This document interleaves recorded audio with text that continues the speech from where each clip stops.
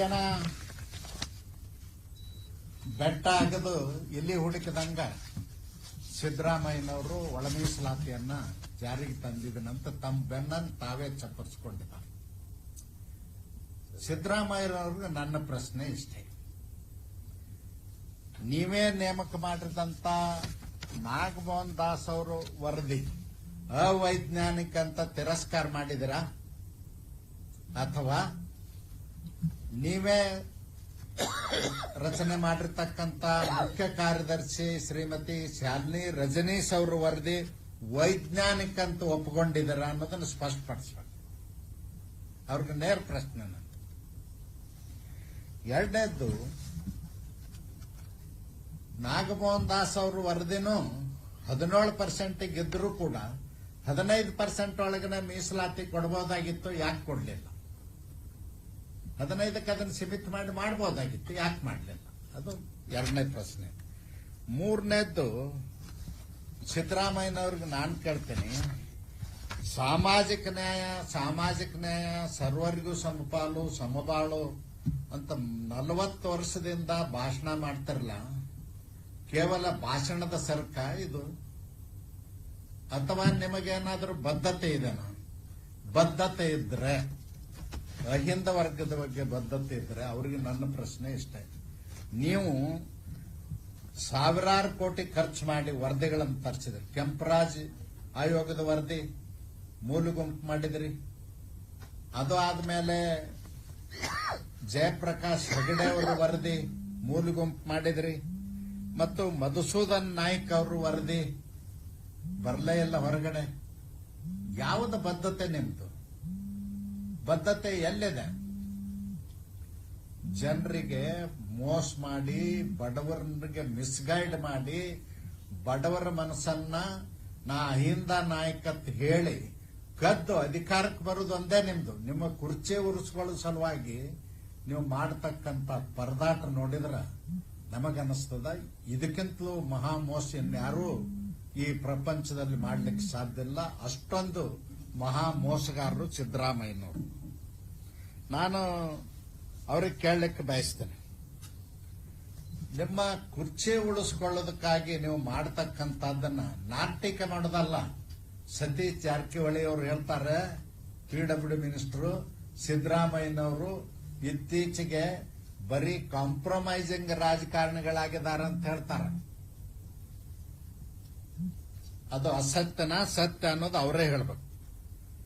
ಮತ್ತು ನಮ್ಮ KN ರಾಜಣ್ಣ ಅವರು, ತುಮಕೂರು ನಮ್ಮ ಮಾಜಿ ಮಂತ್ರಿ, ಅವ್ರು ಹೇಳ್ತಾರೆ ಸಿದ್ದರಾಮಯ್ಯನವರಿಗೆ ಬದ್ಧತೆ ಇಲ್ಲ.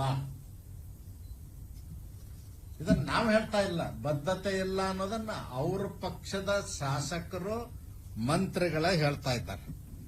ಅದಕ್ಕ ನಾನು ಈ ಸಂದರ್ಭದಲ್ಲಿ ನಮ್ಮ ನಿವೃತ್ತ ನ್ಯಾಯಮೂರ್ತಿಗಳಾಗಿರ್ತಕ್ಕಂಥ ನಾಗಮೋಹನ್ ದಾಸ್ ಅವರಿಗಾಗಿರ್ಬೋದು, ಇನ್ನುಳಿದ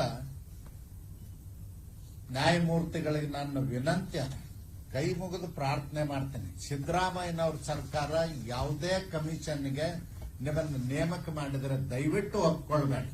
ನಿಮಗೆ ಅವಮಾನ ಮಾಡತಕ್ಕಂತ ಕೆಲಸವನ್ನ ಸಿದ್ದರಾಮಯ್ಯನವರು ಮಾಡ್ತಾ ಇದ್ದಾರೆ. ಮೀಸಲಾತಿ ವಿಷಯದಲ್ಲಿ ನಿನ್ನೆ ಅವರು ಮಾಡಿರ್ತಕ್ಕಂಥದ್ದು ಯಾರೂ ಕೂಡ ಒಪ್ಪಲಿಕ್ಕೆ ಸಾಧ್ಯ ಇಲ್ಲ. ಯಾವ ಆಧಾರದ ಮೇಲೆ ಮಾಡಿದ್ರಿ? ಸದಾಶಿವಯ್ಯನವ್ರ ವರದಿ ಇತ್ತು, ನಾಗಮೋಹನ್ ದಾಸರ ವರದಿ ಇತ್ತು, ನಮ್ಮದೇ ಮುಖ್ಯಮಂತ್ರಿ ಬಸವರಾಜ ಬೊಮ್ಮಾಯಿ ಅವರು ರಚನೆ ಮಾಡಿರ್ತಕ್ಕಂಥ ಸಂಪುಟದ ಉಪಸಮಿತಿ ವರದಿ ಇತ್ತು, ಯಾವುದಾದ್ರೂ ಒಂದು ಸುಪ್ರೀಂ ಕೋರ್ಟ್ ಆದೇಶ ಇತ್ತು. ಯಾವುದನ್ನೂ ಇಲ್ಲದೆ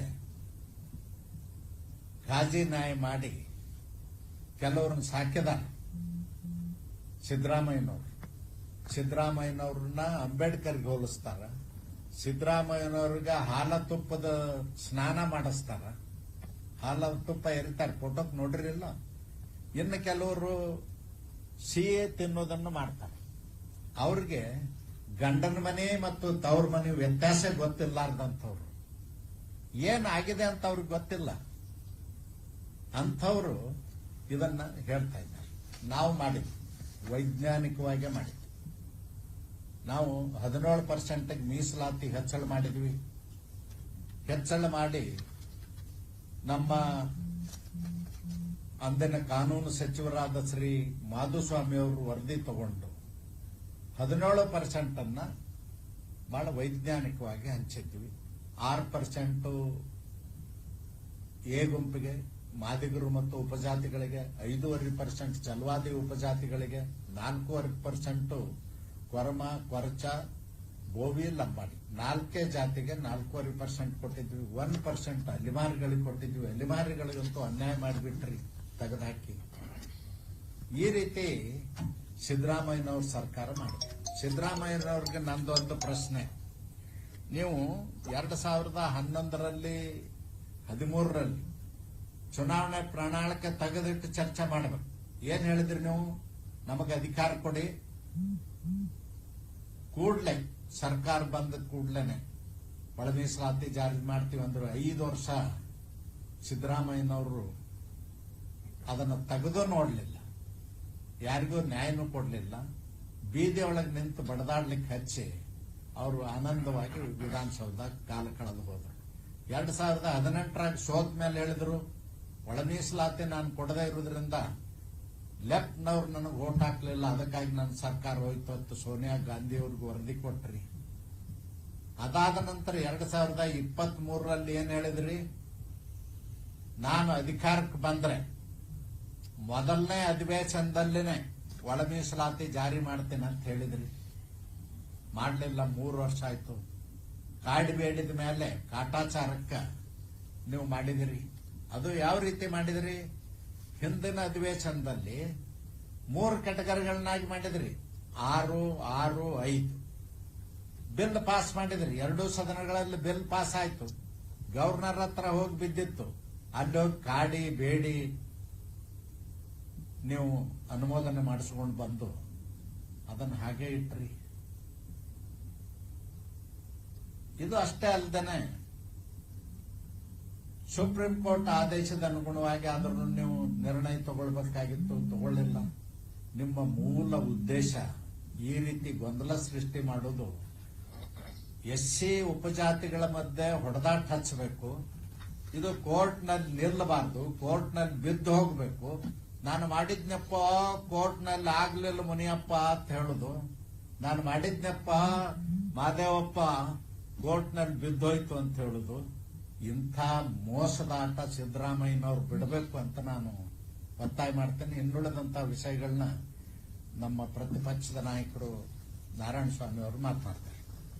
ಇನ್ನಷ್ಟು ಸುದ್ದಿಗಾಗಿ ನಮ್ಮ ನ್ಯೂಸ್ 11 ಕರ್ನಾಟಕ ಚಾನೆಲ್ಗೆ ಲೈಕ್ ಮಾಡಿ, ಶೇರ್ ಮಾಡಿ, ಸಬ್ಸ್ಕ್ರೈಬ್ ಮಾಡಿ.